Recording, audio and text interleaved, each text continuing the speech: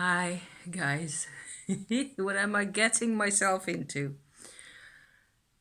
This is going to be three things, and we're going to be here for a bit. Because I've actually got a threefold plan at the moment. This is a witchy check-in, as per the norm. It is also a Tummo progress report, because lots of things have been happening, and it's been incredible and interesting and useful. So you gotta share, even though some of it is maybe a bit embarrassing. We'll get to that somewhere. There's going to be parts in here also that are meant as a VR, if you like, although the VR should really be one video only about that, a video response, then the whole video should be the response, right? However, it's all connected. So I thought it might as well come in here, I won't go into too much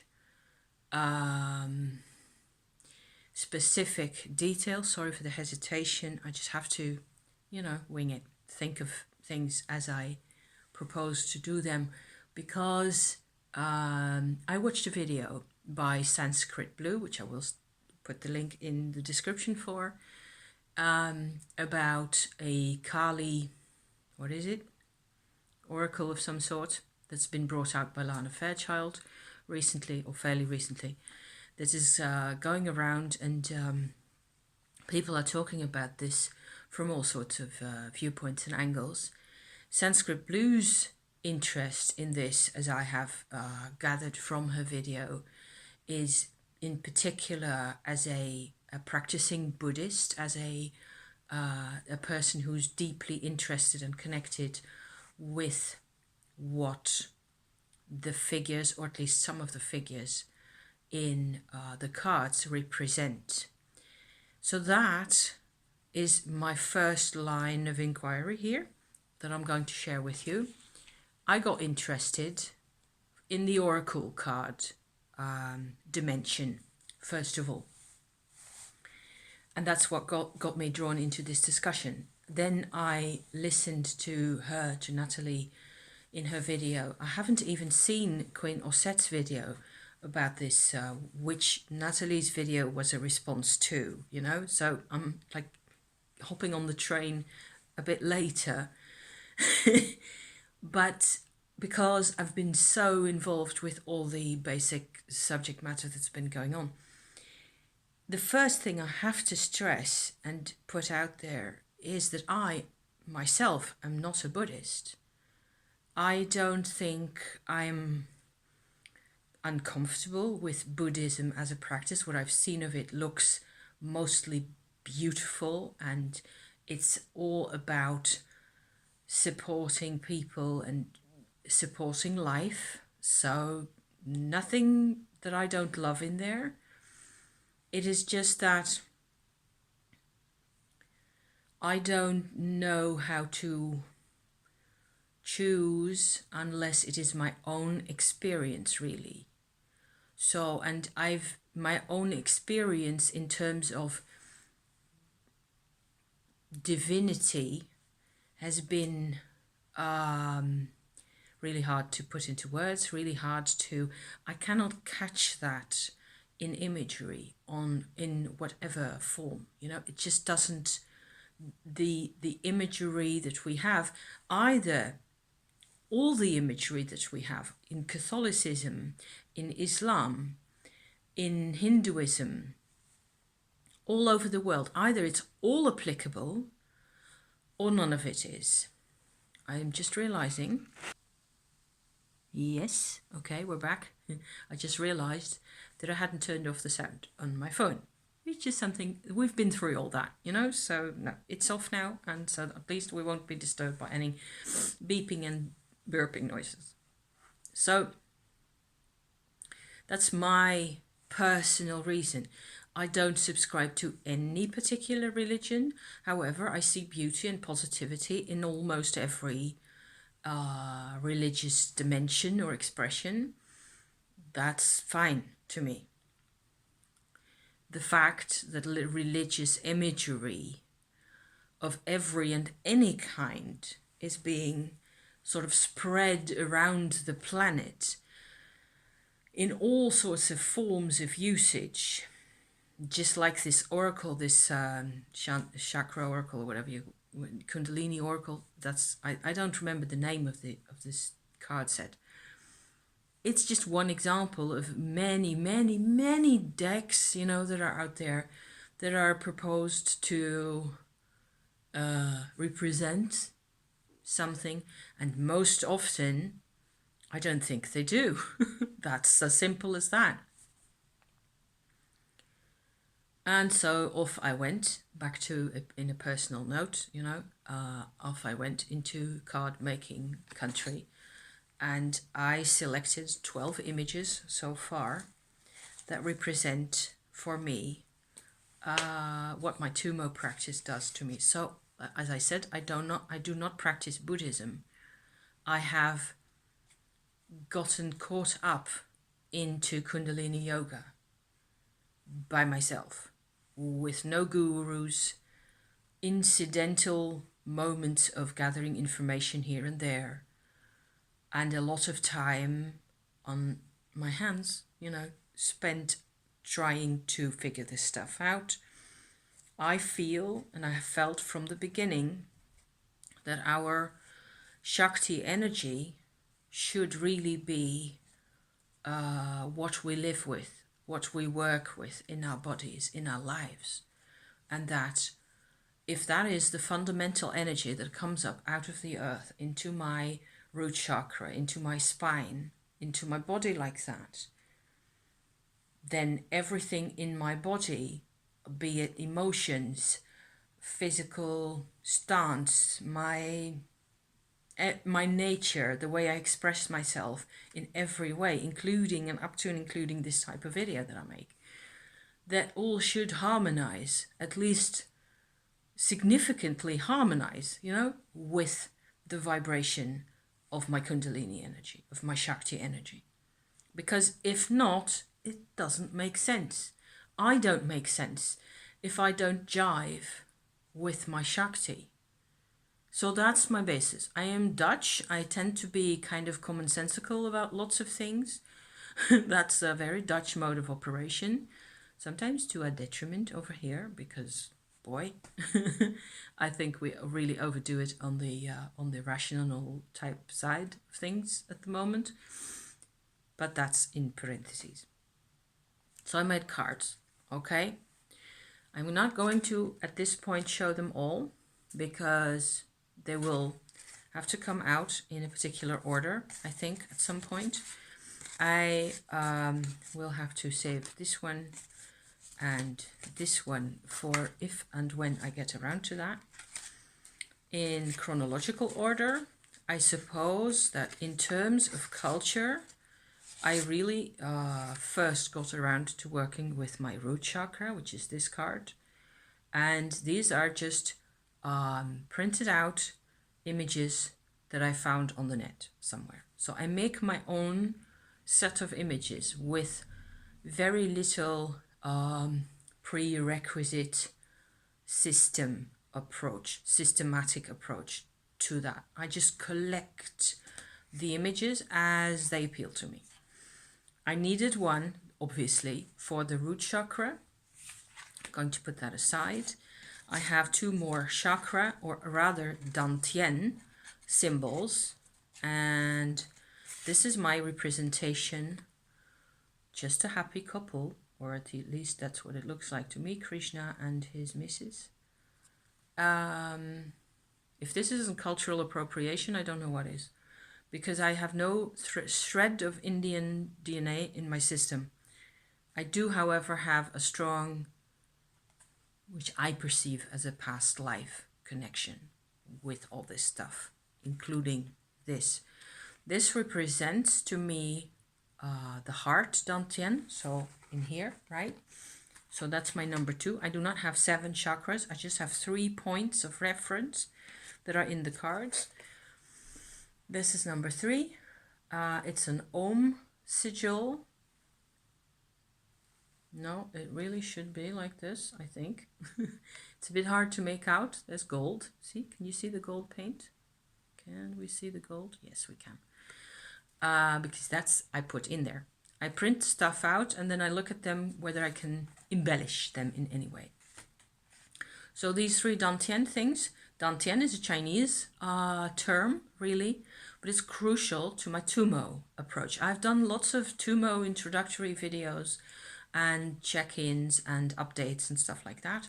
It's in a playlist on my channel, and you're please, feel free to investigate if that's what you like. If you want to know more about that. I have a couple more cards here that are maybe slightly less complicated to talk about. Let me see. This one is absolutely a bit less complicated to talk about. This one is, to me, I have no idea what this is really originally. It's some kind of a painting that was, I believe, on eBay for sale somewhere. I can, of course, find that again if I have to. It looks like 4 towers coming out of a central courtyard or something. Look, seen from above. I thought it was really, kind of special to see that way, and unique also.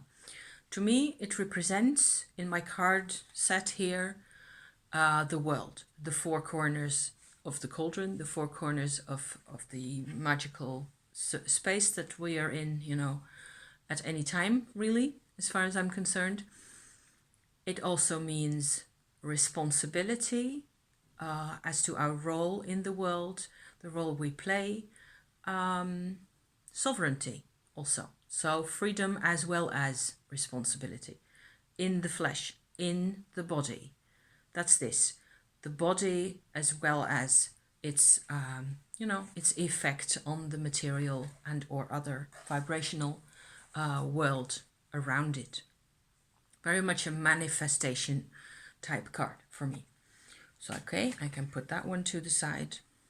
The only card that is significantly cultural, I think, or religious, if you like, is this one. And I think Natalie at Sanskrit will go, oh my God, Lamo.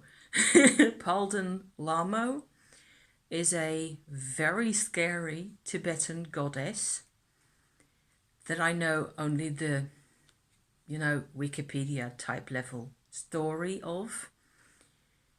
She's not to be messed with. This is one angry woman. The reason I feel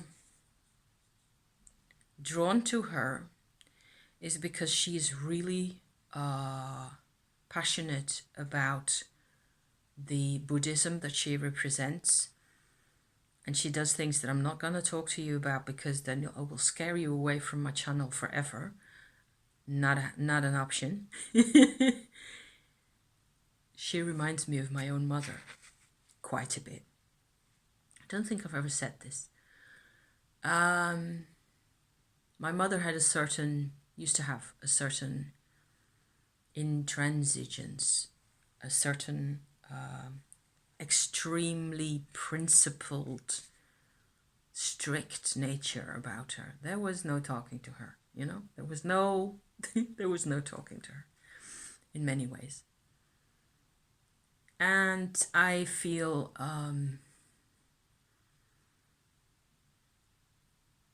safe with someone like that. I can feel safe with her for some crazy reason. I don't get this myself either. I suppose it's inspiring in one way or another. She definitely had to be in my cards. The other cultural kind of a card in here is this one. This is an actual 11th century, I believe, yogini. Her name is Niguma. And she used to live in the north of India, to the extent that this actually is an historical person that nobody seems to be sure about. She's like either the sister or the consort of Naropa, who was the one who wrote the original first couple of lines, really, of text that describe how to do Tummo, how to do the actual Tummo energy exercise, the Kundalini yoga that is Tummo, really, specifically. And some say that he picked it up from her, or they learned together, or whatever it was. So I thought Niguma had to be in there, and she's the last one, the last card I made in my set. And the whole thing, that was number 12. So the whole thing just kind of fell into place like that. Going into a bit more detail now. I think I have some more illustrating kinds of cards that I'll put to the side. I will have to, at this point, I think, start on my chapter where I disagree with Natalie in her video about the Tantra cards, the Tantra postures, the Yap Yum postures, and all that, where in her experience, or in her in the way she works with it, she's of course completely free to do and feel about these things as she describes. What she says is that none of that material is sexual in any way or form. And that's where I don't agree. I think it is a choice, and it's really important to know when this choice is happening to you. I think that in this whole school of thought, actually practicing Tummo is a lot more common than we're getting told. Certainly over here, or wherever, in the world, wherever we are, that isn't India or Tibet or Kashmir or those areas. We don't get to know how common the practice of Tummo really is. It is essential that we realize that it isn't, whenever there is a choice for a sexual expression of energy, that is a discussion that we're having on the basis that we are talking post-Tummo. Because that's where this whole dimension really comes to life. Before Tummo, if there is a choice for using Shakti energy for sexual purposes, that's what you're gonna get, and that's it. And that's the say bye-bye to the Shakti, right? That's how that goes. It's just not going to do anything else for you or express itself in any other forms. In a recent video of mine, I went into my 3 checkpoints theory, which are points of energy located at the base of the spine or close to it, actually a couple of inches up in the order 1, 2, 3, like so, where the base chakra, the root chakra, is checkpoint number 1. Checkpoint number 2 and 3 are related to sexuality expressions, or reproduction, physical reproduction issues. This is something that's really important, of course, to females, and I'm a female, so this is why I got into this approach to look at this in this manner, because those 2 other checkpoints, other than the first one, have a lot of impact in how I can do my Tummo, at which moment in the month in particular my Tummo energy is most available, and that's where I get my choices, where I get the option. If I am a late PMS or menstruating, there isn't going to be a lot of Tummo energy most of the time. If I'm going to have, there's a machine out there, somebody's mowing grass or something out there, so I hope you don't hear that. If there's going to be a lot of estrogen in my system, I will also have more easily accessible Shakti energy, so I can work with that more easily. It just depends, and it's different from day to day, and certainly from week to week. I was worrying for a long time how much of this stuff I'm really supposed to share here.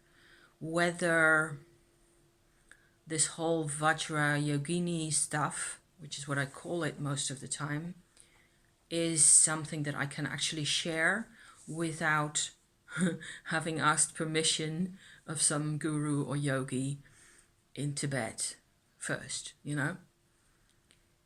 And then I was watching some video about the nuns in Tibet who practice this stuff, and they were being quite closed about how the feminine anatomy and the Tummo process affect each other. And I actually put a comment in that video. I'll stick it all in the description for you to see if you like. I stuck a comment in there, in the comment section, to say that women have cycles. It's not like this massive mystery, but in some ways, of course, there is no easy way to talk about these things if we in the West already feel that having a period and PMS and all that stuff are really embarrassing topics because it doesn't fit with the patriarchal approach. In those kinds of things I'm a real feminist, you know. It's just it doesn't make sense. It's something that all women have to contend with, and the more difficult you make it, the more troubles you're going to have with it. Whereas if you just ease up a little and let it do its thing, it doesn't have to be troublesome at all. Anyway, I was watching that stuff and I was worrying about whether to talk about this whole thing and the details and all that. And I found in my other mystical equipment a set of my original cards that I made a long time ago, it seems, but it's only like 6 months or so, of these, my vibrational Tummo Shakti energy work cards that I made. These are all about, what's it say here? Desire. So that's one way of showing. This is the womb with the ovaries, like they're sitting at the top of it. And the triangle means the energy is way low down there. And so it becomes sexual in nature, the Shakti energy, right? Whereas the Shakti by itself is this one. So I found my cards. I'm not going to go into all the details because there's quite a number of them over here. What I also found is my precious tektite pendant, which looks like this, that I thought I'd lost, or I couldn't find anyway, for quite a long time. Tektite has to do, in my experience certainly, with living or processing through fear, through anxiety. So barreling on and, seeing where it takes you and being brave about things. So I was really happy and pleased that in the middle of all my, thinking process and my difficulties that I was having with all this material, I found this guy again. And it was like a sign, like at that very moment, I found my crystal again that I'd been looking for quite a bit. And it just had, disappeared in the bottom of my bag. And I hadn't looked in this particular set of things here. So back to the Tummo.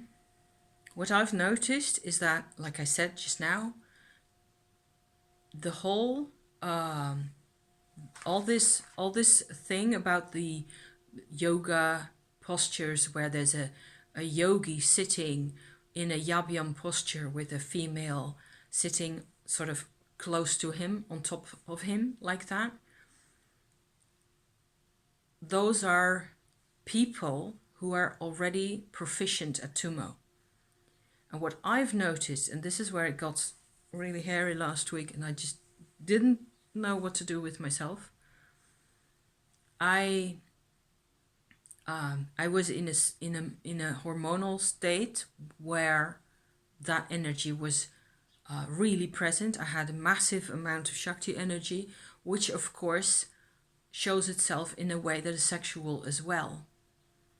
And what happened is, because I had done a lot of Tummo, and I also documented this for you guys, where the Tummo energy in an energetic form, so as a pure vibration, okay, coming into parts of myself, parts of my experience that had been dark before that, and warming up my whole experiential self, as it were, going all the way in. At first, all that was a vibrational exercise, and then afterwards, the sexuality energy aspect showed itself to me very clearly. And what happened, the clue or the secret to the whole thing, is that the body, this, right, experienced, and that's the word again, this kind of a sexual vibration, if you like, with this entity that is really the Shakti itself, the energy, in a sexual manner, because of the level of surrender that can be in there, that can be felt and seen and experienced in there. It is what affects our manifest self very strongly. Actually, this level of Tummo work, it's still Tummo work, affects me. It has affected me over the past week like 100 times more strongly than just doing the basic vibrational version of things, if you like. So there's like two versions. There's this yogini type version where the Shakti actually becomes this somehow very appealing, very sensuous, very irresistible vibrational person that you're connecting with. Let me just phrase it that way, you know? And it is your own energy. So the funny thing is that it doesn't really have anything to do with physical sex as is. It's completely internal. So, and afterwards, all I have needed to do is I've just done regular intermittent Tummo exercises of the vibrational kind, and like a small helping of Tummo will just make me feel this sense of integration again. It's fantastic. It really feels really good. So now that I've explained all that, I will show you, just to have done with, you know. This is one of the yogini cards that I've made, where this is actually, I think, a menstruating dakini, which I think is really appropriate with all my stories here. And here's another one.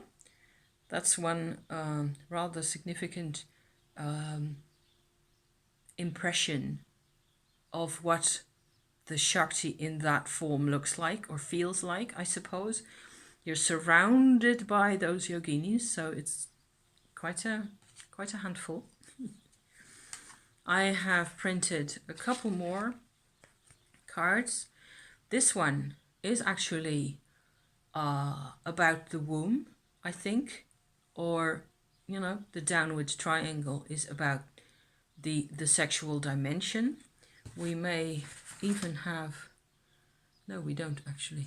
There's loads of these types where they're more complicated. Oh yeah, here we have these, of course. These are two versions that I've incorporated, where the two triangles combine, so the upward and the downward triangle. It's of course a very well-known symbol, right? And in both of these, there's a goddess figure in the middle there. These figures of these goddesses, and to that extent they compare quite well to Lamo, even to the Lamo goddess, the Tibetan goddess. This one also has a necklace of skulls or faces or heads around her. And all these goddesses have the same kind of a necklace. I hope you can see that. This is all supposed to be about the suppression or elimination, eradication of ego.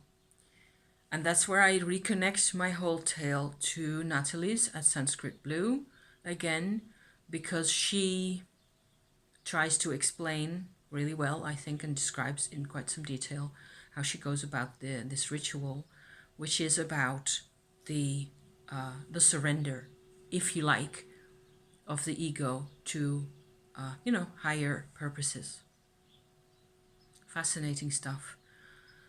And it is like I'm noticing now that what with my story, as I tell it now at this point, it is like I am rejoining Natalie's description of things, after having gone through like a mole tunnel under the surface with my whole Shakti business here, which is why I got into this. I didn't get into this because of the above ground level of even the mysticism, even though it does appeal to me, it always has. The religious dimensions, the purpose of dedicating your life to something or other. I never had the opportunity to dedicate my life to anything, except now this is what comes out. And I'm the first one to go like, oh God, what's happening? Because it's a lot. And I tend to look at things rationally and then vibrationally, if possible. And so that's how I got in here.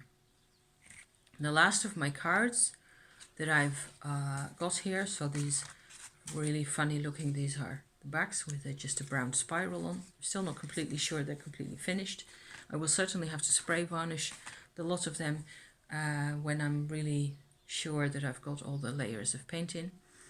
The last card is this one, and these are I think it looks really goofy. These are pictures of cute looking Shiva Lingams. I've got a Shiva Lingam crystal. It is probably over there, so I'll go and get it.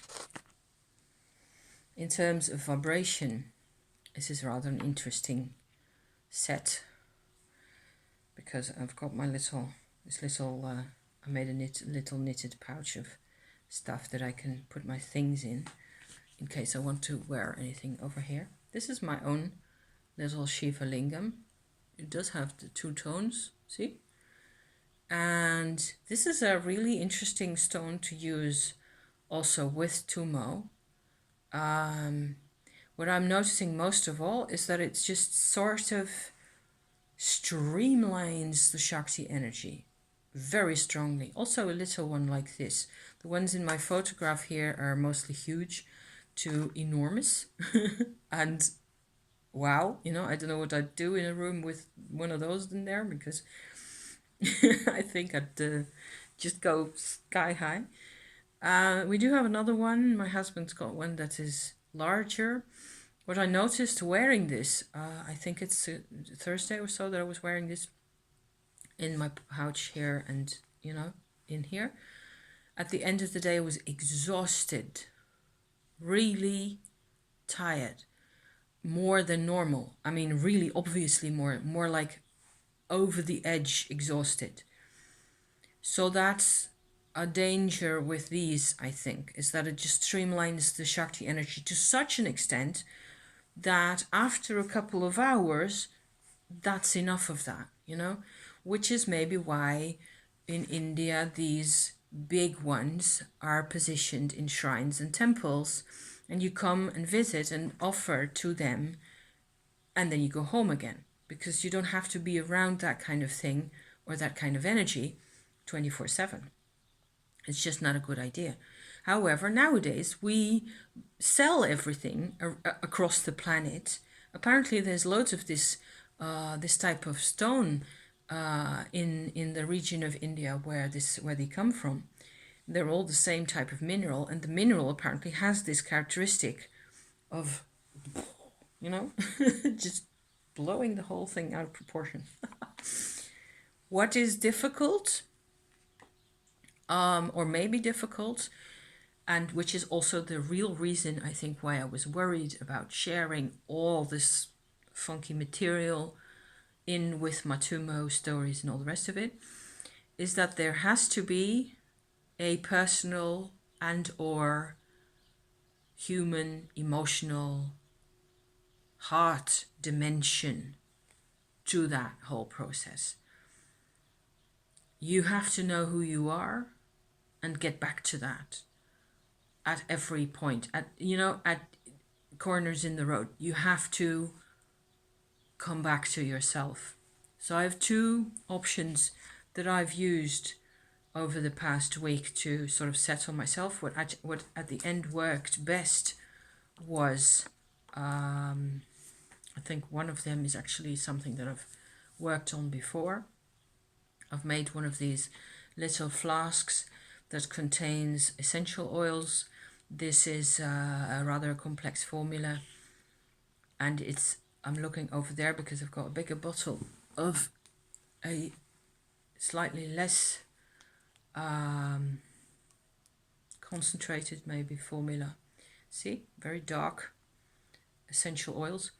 This is cinnamon leaf with a lot of other things, and benzoate, especially the cinnamon leaf, turns out I found to be really healing for the heart area. So in the process of working with a realigned heart chakra, which was what I was talking about a couple of weeks ago, which was something that happened as a result of Tummo in here, I found that I need to check in with myself quite often. I can use this, wear this in the same pouch like that around here. That'll actually stabilize the benzoate resin in there, will stabilize the way I feel. It will make me feel more grounded, certainly. I absolutely recommend that type of stuff all the time. Essential oils have much the same level of effect on us vibrationally as crystals do. So the combo of the bottle of the mixture that I've got here and the Shiva Lingam was actually quite nice to have. It sort of settles it all down. Then again, whenever a particularly potent process is being grounded extra, along all the time, that makes it even more impactful. So it's even more work. It's still a lot of work, no matter how long you do it. I've also carried this one around. This is just a plain, very nice rose quartz, and it strengthens the heart level vibrations. The other thing, and this is where I go back to witchy check-in kind of level of things again, is that I've noticed for myself, and this is quite important to me, I tend to get really carried away with all this stuff. All the cards, the looking for the information, digging at the internet for intel on all these things, meditating middle of the night, doesn't matter what time it is. I will sleep, I sleep really deeply and really well. I look after myself, I hydrate a lot, I eat good foods, I look after my vegetables and all the rest of it. But it's not enough. I tend to just get so crazy carried away. It's like, it's particularly, I go crazy. I just, especially if it's some new kind of vibrational adventure, and what with this whole Vajrayogini process happening last week, and the extra levels of energy, the extra level of surrender to the energy, which is fabulous, I just forget my own name if I'm not careful. So I actually had to sit and journal for a bit and remind myself what I get, then the sort of a phenomenon that is what happens to me, is that after a couple of those hyper-enthusiastic, hard-working days, I find myself sitting on the edge of my bed, regardless what hour of the day or night, staring ahead into space with a sense of, mainly a vague sense of disappointment and disconnection. And that bothers me because I just feel exhausted the whole time. I just feel uninspired. And obviously to me, there's a part of me inside that doesn't really get to enjoy all the benefits, really, not yet. And that just doesn't, it just doesn't have the speed to keep up, or the vibrational nature yet to keep up with all this stuff.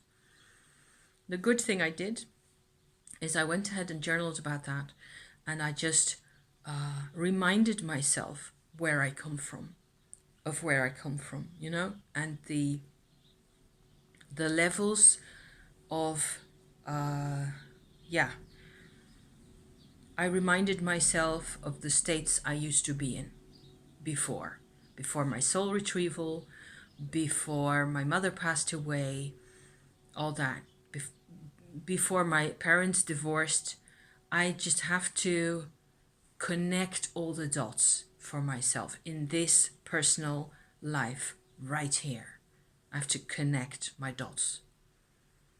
And some of those dots are really dark, and they have to do with deep loneliness, with extraordinary levels of confusion and helplessness and powerlessness and fear.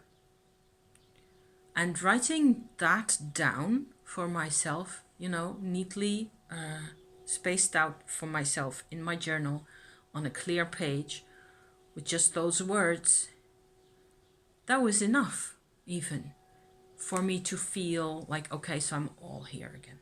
I am all here. I can do anything of these. I spend a lot of time you know, messing with my little tarot cards, or I'm making a companion tarot deck. It turns out that I already had one. I made a little Marseille tarot deck ages ago, which looks like this. The 3 of Wands. How appropriate. Is that the 3 or the 2? No, it's the 2. The 2 of Wands, even better.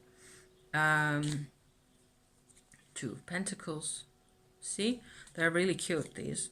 I just printed the thing out from the net, and there's a court card, you know, very recognizable. The King of Pentacles right there. And let me see if I can get you a major card out here. Of course, now I'm getting all swords and court cards. These are probably the cards I'm going to use next to my little oracle thingy over here. Oh, how appropriate. This is the Devil. See? These are fine. I actually got a set that I've got printed out that I'm using. At the moment, I'm painting all the backgrounds in gold. It's a lot of work. It's very fine detail, and it is kind of getting to me a bit because I'm bored after a couple of hours, you know. But they're even smaller. Let me see if I can show you what they look like. It's cute because it's got gold in. Can we show that? Kind of. You can kind of see how that's got gold in, I think.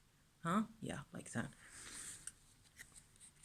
These don't have gold, and they're twice the size. So we'll see whether we will be able to use this. Just messing, spinning, knitting, and all that stuff. Watching videos, watching people do things about decks and stuff like that. Because it's still in lockdown down here. Today is the 8th, I think, Tuesday of December 2020, and tonight's going to be another press conference on the telly for our lot to hear what the plans are. Bars and restaurants and coffee houses are still closed. That's basically the level of lockdown we've got at this point, and everybody's still rather worried, and still we're not getting over this. are we? Not anytime really soon.